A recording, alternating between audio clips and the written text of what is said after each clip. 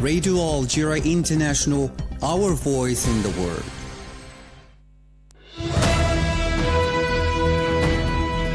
This is the English service of Radio Algeria International. It's time for the news. The office of the correspondent of Radio Algeria International, the Algerian television, Wissam Abu Zaid in Gaza, has been damaged by an Israeli bombing targeting nearby buildings as part of the ongoing genocidal war against the Palestinians.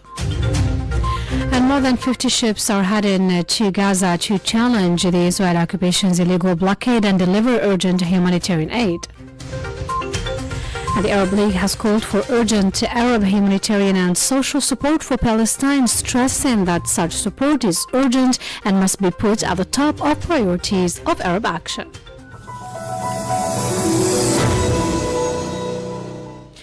Those were the major developments. Now the full news edition. I'm Asya Abukar. Good afternoon.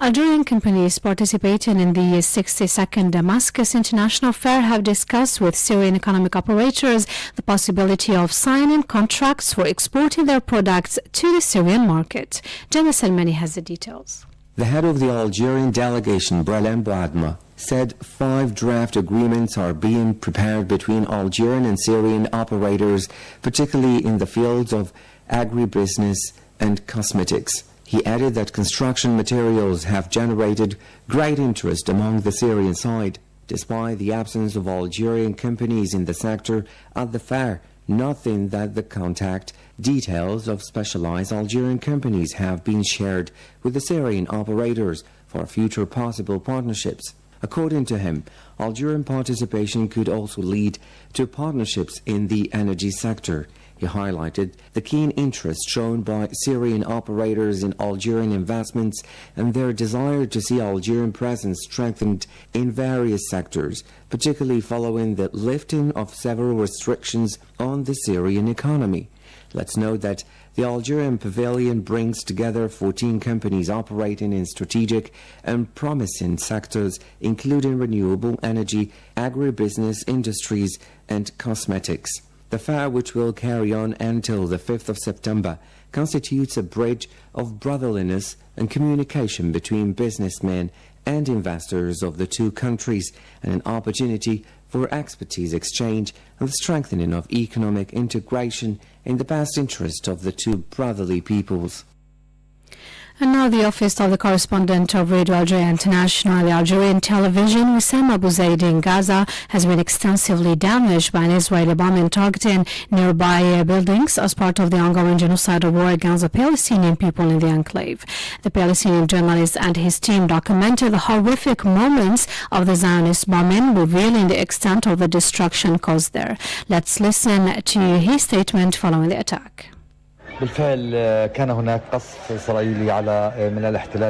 was an Israeli attack carried out by the Israeli occupation in its planes that raided one of the inhabitable houses in the center of Gaza City, especially in the western region. This raid was close to us, and we were very close, and some shrapnel flew inside the office where we gather with other Palestinian journalists, particularly in the western region. The number of martyrs in this raid reached 13, among them children, women, and elderly people. There are still crews in different locations trying to find more bodies under the rubble. This raid was preceded by another one that targeted Hayy al-Nasr, killing 11 Palestinians. 5 of them were children who were in one of the popular bakeries. One of the Israeli drones raided this place and the tents nearby, leading to the martyrdom of 11 Palestinians, among them 5 children. The occupation raids continued in the eastern regions as well as in northeastern Gaza City and southern Khan Yunis City. The occupation carries on with its aggression in Gaza with no humanitarian or moral consideration by targeting civilians, women and children. That was the statement of Palestinian journalist and correspondent of Radio Algeria International, Wissam Abu Zaid. Meanwhile, the representative of the Hamas movement in Algeria, Youssef Hamdan, has said that the resistance continues to confront the aggression of the Israeli occupation to make it pay for its presence on Gaza.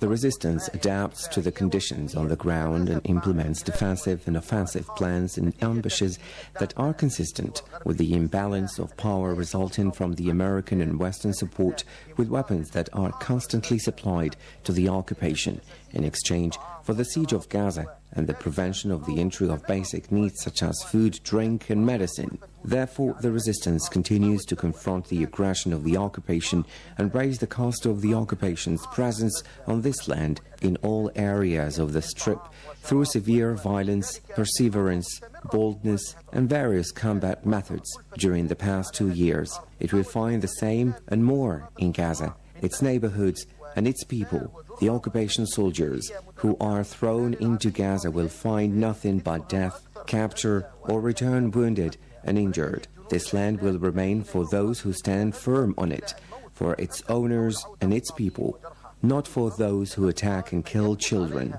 This occupation will end as long as there is a resistance that defends its right and adheres to it. That was the representative of the Hamas movement in Algeria, Youssef Hamdan.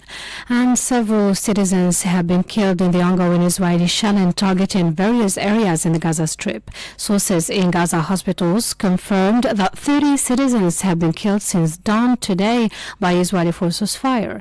The death toll from the Israeli aggression on the Gaza Strip has risen to 63,459, the majority of whom are children and women. And meanwhile, a child has died from starvation and malnutrition in Gaza amid the ongoing Israeli blockade on the region, raising the total number of malnutrition-related deaths to 333, including 125 children. And more than 50 ships are heading to Gaza to challenge the Israeli occupation's illegal blockade and deliver urgent humanitarian aid. A global fleet of boats is sailing today from Gaza for Gaza as part of an international maritime initiative aimed at delivering humanitarian aid to starving people in the enclave.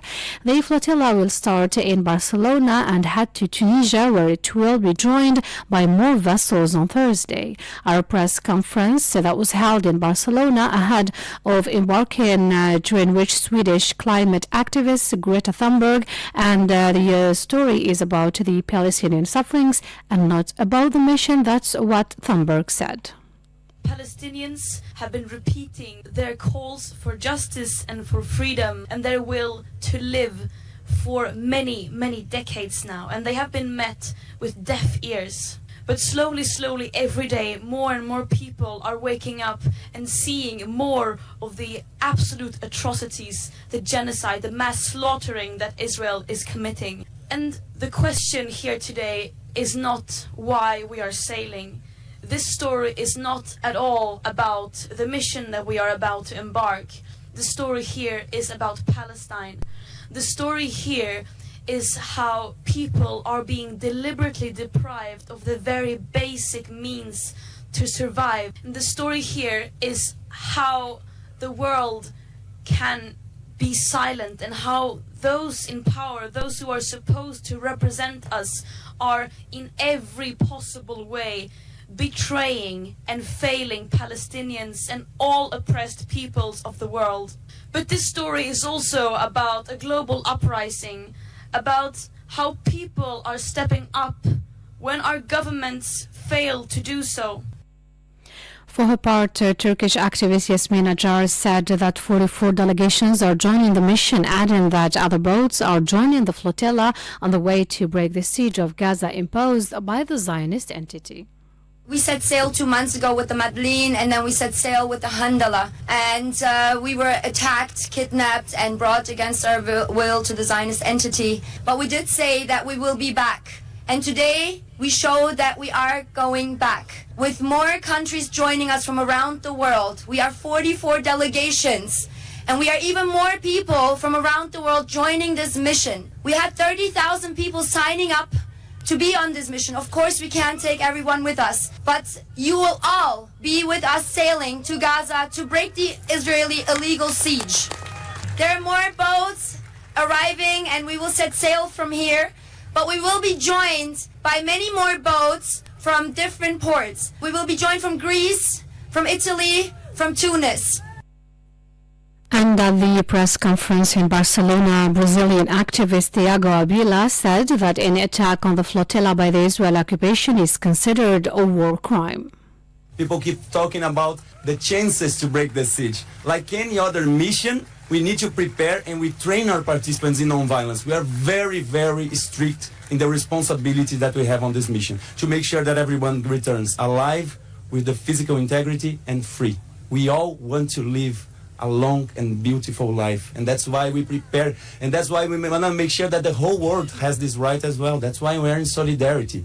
And that's why we say that any attack, any interception that they try to make, they are committing a war crime, and we need to uprise, we need to rise up in any case of that.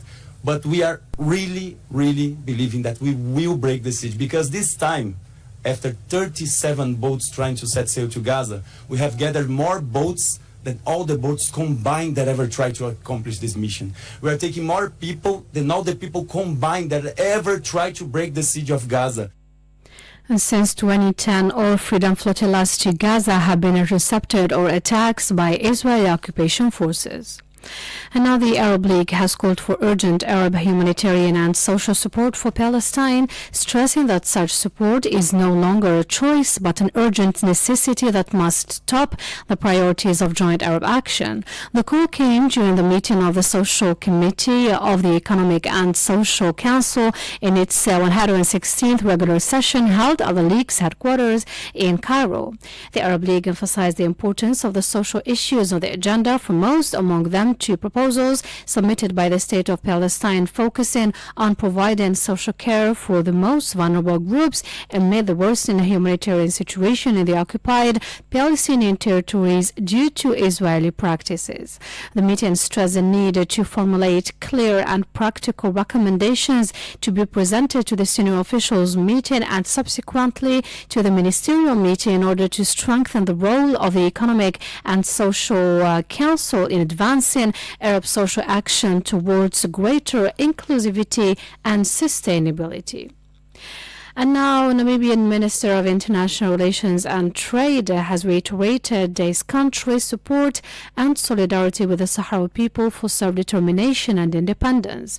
On the occasion of the diplomatic briefing at Old Cabinet Chamber, the Namibian minister said Namibia will continue to stand firmly with nations seeking self-determination and independence, and it will continue to support and extend solidarity to the heroic people of Palestine and Western Sahara.